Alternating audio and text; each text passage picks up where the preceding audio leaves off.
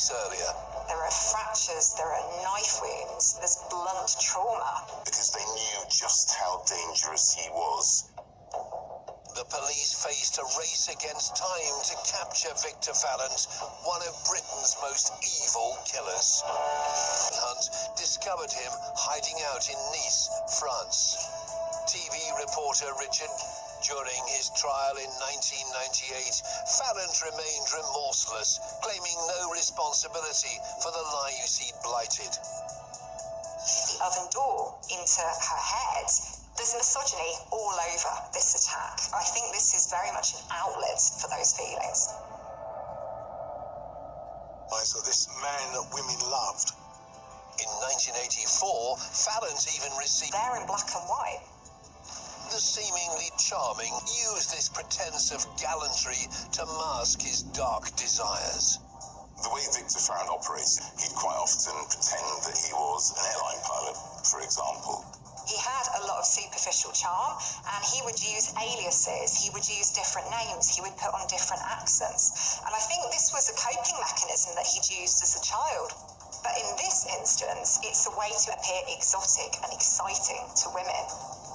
In October 1987, Victor Farrant met a 32-year-old woman in the Midnight Blues nightclub in Brighton. The young mother was captivated by this handsome stranger. And he says to her, perhaps we could go out for a meal. Well, then begins his wallet, or whatever it would be. Once back at his flat, the Jekyll and Hyde-like Farrant revealed his sinister side.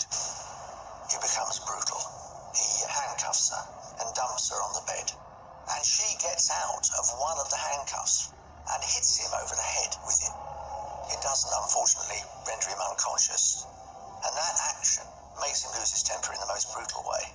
And this time, he knocks her unconscious. And when she wakes up, he is indeed raping her.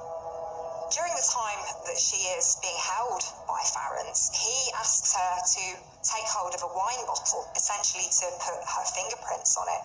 So he's trying to create a narrative around this attack that he can explain away. He's trying to blame the victim here.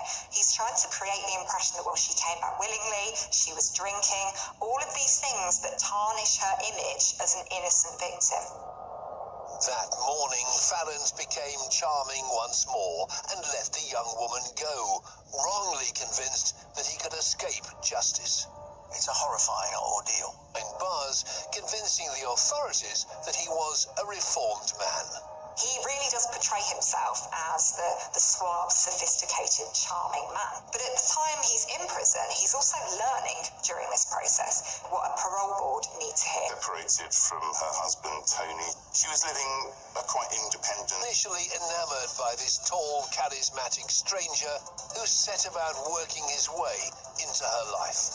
He's very charming, he's very attentive, he tells her that he has a job working away. He's out...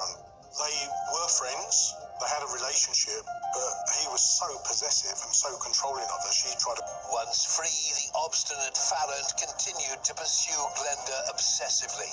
Taking pity on him, Glenda invited Farrant over at Christmas. So he goes after her again, and he's very attentive, he's very charming, he's very loving, and he wheedles his way back into her life.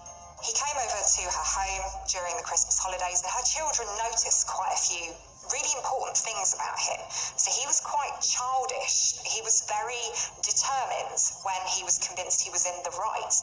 They thought it was a bit false. I think one of them memorably called him cringy.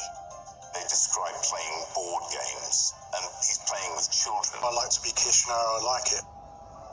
A disturbing picture surrounding the events that led to Glenda's murder was to a person in Brighton who readily came forward and said that a guy called Charles Kelly, who is in fact Farrant, sold them to him. He care of Glenda Hoskins very carefully. We found out that he'd studied fairy timetables, so he knew. Doesn't like being spurned and will take that personally, and then that spurn turns into hate. The really needed was somebody who'd seen him, somebody who knew where he was to get in contact. And my way out of this, such was his belief in himself. On the 31st of January 1997, Victor Farrant finally arrived. Farrant pleaded not guilty to the attempted murder of Anne Fiddler and claimed the death of Glenda Hoskins was an accident. It's a matter of explaining to the... In court, Farrant tried to deny he had anything to do with the attack on Anne. His account in the witness box was that he'd been in Anne Fiddler's house. It wasn't him that attacked her. He saw somebody else coming and left the house because he'd seen this out of the front window next to the front door. But I was able to show a photograph that showed that the shutters, internal shutters, were firmly closed, so you couldn't see out of the window. And that foxed him a bit. Continued throughout the trial. Glenda Hoskins drowned in the bath, and he said basically it was an accident. And that was where the marks on the cheeks and the ankles came in important. In terms of whether justice has been served, I think in a formal sense, yes. Farrant was also found guilty of the attempted murder of Anne Fiddler. He was sentenced to 18 years for this brutal crime. He also received a life sentence for the murder of Glenda Hoskins. This man is a danger to women. This man should not be allowed out. He's a controlling, dangerous individual that shouldn't be allowed near women. It's as simple as that. He deserves every day of that life sentence that he's going to serve. When the verdict was not getting what they want, kind of lashes out. This is very revealing about him. You came across him, called him a charmer. You'd leave your grandmother with him to look after the Fiddler and Glenda Hoskins. Evil is such a strong word. I'm always reluctant to use it. And the number of people I met over 40 years in the law who that might be an appropriate term to use, I could count on the fingers of one hand, and he's one of them. Controlling and manipulative, Farrant appeared charming and loving to the women he met. But below the surface of this Jekyll and Hyde-like man lurked a violent sadist who attacked multiple women, murdered one, and attempted to murder another. Victor Farrant's selfish desires and ability to hide in plain sight